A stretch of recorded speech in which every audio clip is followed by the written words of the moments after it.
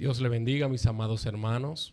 Bienvenido una vez más a Enfocado en Cristo TV, una plataforma que llegó para bendecir tu vida. Así que te motivo a que te suscribas y active la campana de notificación para que todo el contenido que estaremos subiendo por este canal te llegue como primicia. Y seguimos con nuestro hermano Ingenio Tapia. Amén. Damos gracias a Dios por la oportunidad que nos brinda de estar enfocado en esta plataforma que sé que es de bendición para muchos de los que nos están a nosotros siguiendo a través de esta red. Pues bien, como habíamos hablado anteriormente sobre la vida apostólica, los hombres, los discípulos del Señor, que antes de ellos salir al ministerio habían sido investidos por el poder de lo alto. Aquí notaremos algo muy importante, y es que en el capítulo 3 del libro de los Hechos, ahí hay una gran hazaña que se hizo a través de dos apóstoles. Parece que la vida de los discípulos era ya de una costumbre de ir a adorar y de ir a buscar la presencia del Señor, y ellos iban en esta ocasión a la hora novena, que era la hora de la oración, y que también esta hora novena tiene varios enfoques, varias vertientes importantes, de lo cual en este momento nosotros nos daremos cuenta. Ellos iban a esa hora porque iban a adorar y a buscar la presencia del Señor.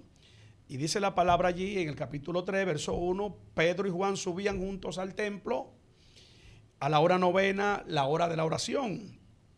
Y era traído un hombre cojo de nacimiento, a quien ponían cada día a la puerta del templo, que se llamaba La Hermosa, para que pidiese limosna a los que entraban en el templo. Cuando vio a Pedro y a Juan, les rogó que le dieran una limosna. Mas sin embargo, Pedro le dijo al cojo que estaba allí, que estaba tirado, estaba postrado, era un minusválido, él le dijo: míranos bien a los ojos. Y él se le quedó atento. Él estaba esperando a una limosna, estaba esperando que Pedro y Juan le dieran algo. Pero él, cuando estaba atento, la palabra que sale de los labios del apóstol Pedro es que dice: no tenemos oro, no tenemos plata, no hay forma de que te podamos dar la bendición, pero vamos a darte algo mejor. En el nombre de Jesús, levántate y anda.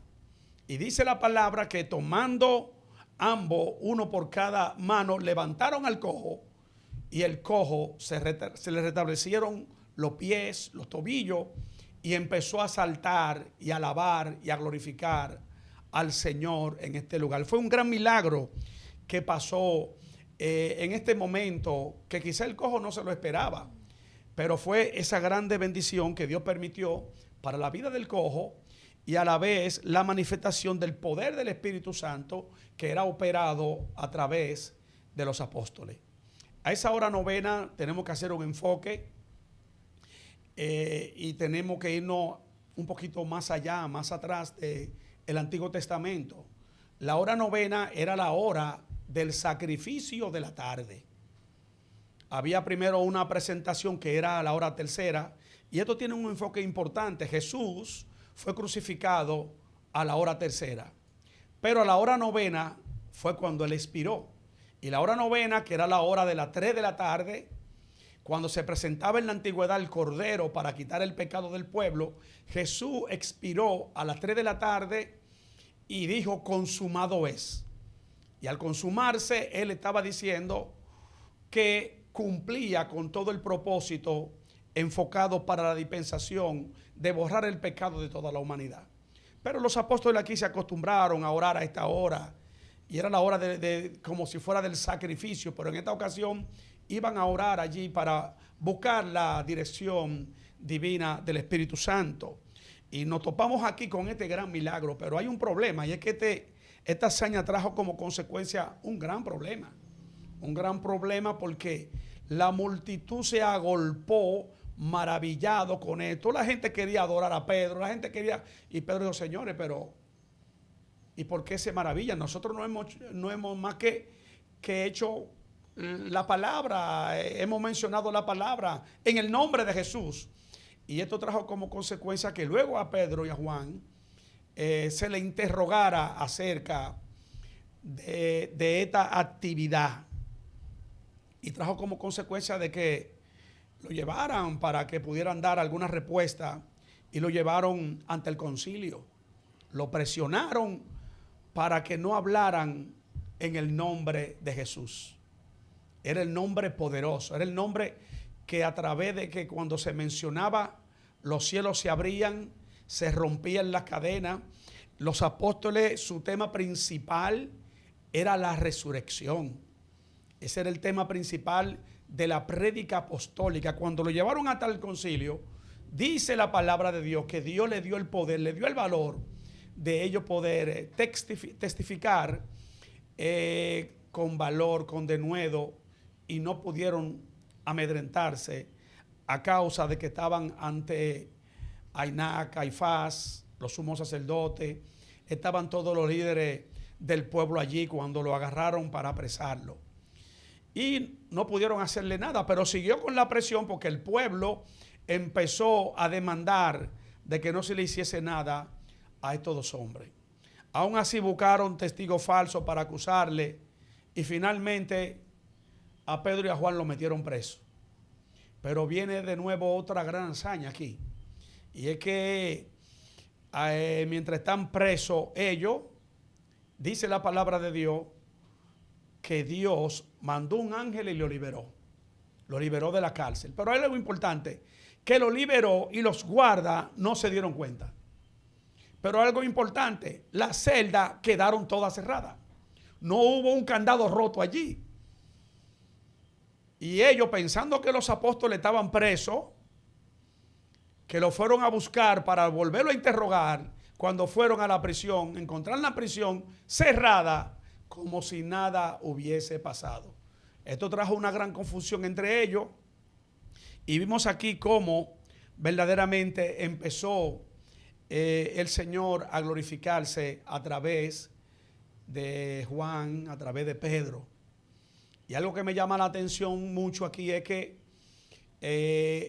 estábamos tan conscientes de que era el Señor que estaba con ellos, porque cuando a Pedro y a Juan le interrogaron, las personas que estaban allí no eran cualquier cosa, eran maestros de las escrituras, eran eruditos, eran rabinos los que estaban allí. Inclusive estaba allí también Gamaliel, que era uno de los eruditos más acabados de aquella época, y trataron de intimidar a los apóstoles, e incluso luego le azotaron después que ellos volvieron y trataron de arrestarle para que no hablaran más en el nombre de Jesús.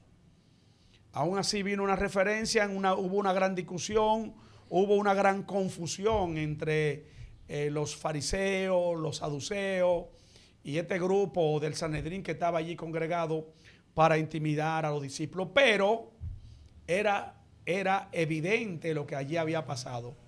Dios había sanado, había curado a un cojo que no era un muchacho. Y el testimonio, aquí hay algo importante también que tenemos que de nuevo irnos a la ley para atrás.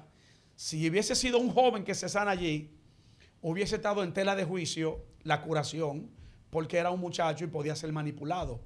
Pero dice que ellos no pudieron hacer nada porque este hombre tenía más de 40 años. Y el testimonio era suficiente para creer que este hombre no se estaba inventando lo de la curación. Además, todo el pueblo sabía que este hombre iba desde temprano, antes de que abrieran el templo, estaba ahí a la puerta. Lo llevaban cargado. Estaba tullido este hombre para pedir limosna y para que se le diese algo. Mas, sin embargo, recibió la sanidad. Dice que este hombre, cuando recibió el impacto del poder del Espíritu Santo, empezó a alabar a Dios, empezó a saltar, empezó a brincar. Y esto fue notorio para todo Jerusalén y para todos los que iban allí congregados. Y fue de grande bendición y de grande hazaña. Puesto luego en libertad, dice que vinieron a los suyos y contaron todo lo que el poder del Espíritu Santo le acompañaba.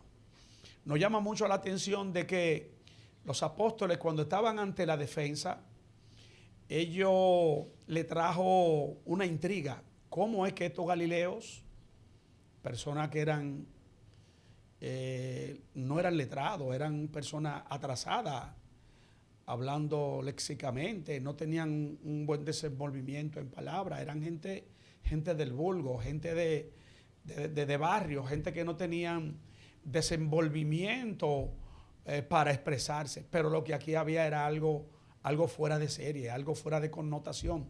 Estaba el Espíritu Santo y empezaron a hablar con denuedo la palabra, y Dios le trajo a ellos todo ese conocimiento de las escrituras del Antiguo Testamento y se lo reveló a la mente.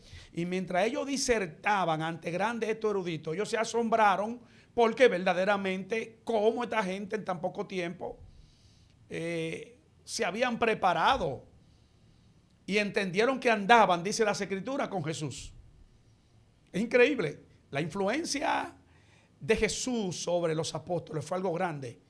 El Señor lo utilizó. Por eso la palabra de Dios dice que cuando estemos ante cualquiera que demande respuesta con contundencia en defensa del Evangelio, no nos preocupemos porque el Señor nos dará la palabra necesaria. Por eso tanto el apóstol Pablo como los demás discípulos en sus oraciones le pedían al Señor que cuando tuvieran frente a quien demande una respuesta, una oración, pedían hablar con denuedo la palabra atesonera, la palabra sazonada del Evangelio.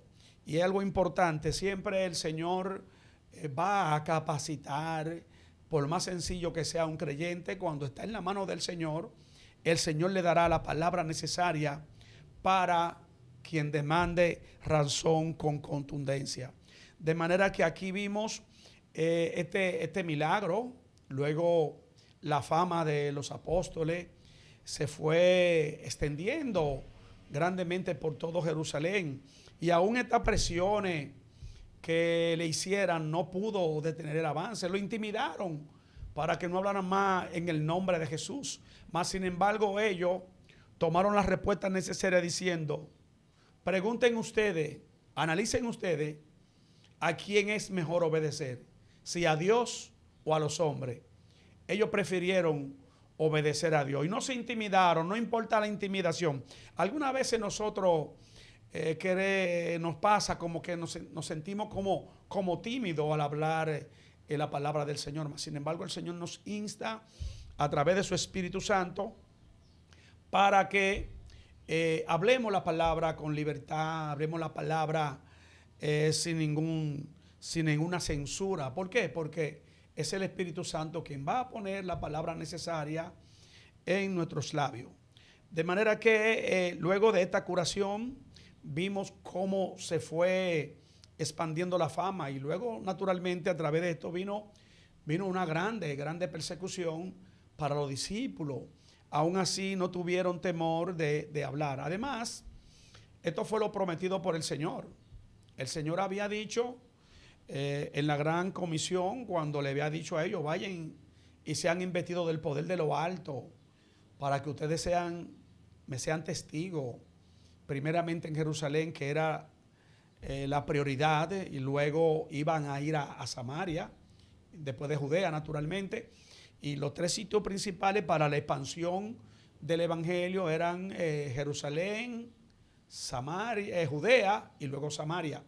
Y luego de ahí, dice la palabra, hasta los confines del mundo, de la tierra.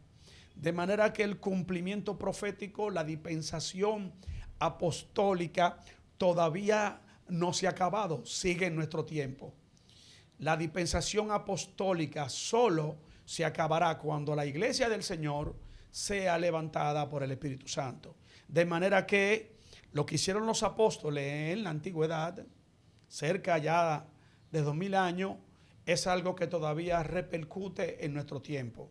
Solamente tenemos que ponerlo en la mano del Señor. De hecho, hay un texto de la palabra, capítulo 2 del libro de los Hechos, su versículo 38 y versículo 39, que dice que la promesa era para los que estaban presentes, pero también la promesa iba a ser para todo el cuanto el Señor os llamare. De manera que estamos todavía en esa dispensación de la iglesia todavía apostólica, aunque los 12 principales apóstoles evidentemente ya no existen, pero sí hay una iglesia apostólica que es usada con poder, con autoridad, bajo el manto del cielo.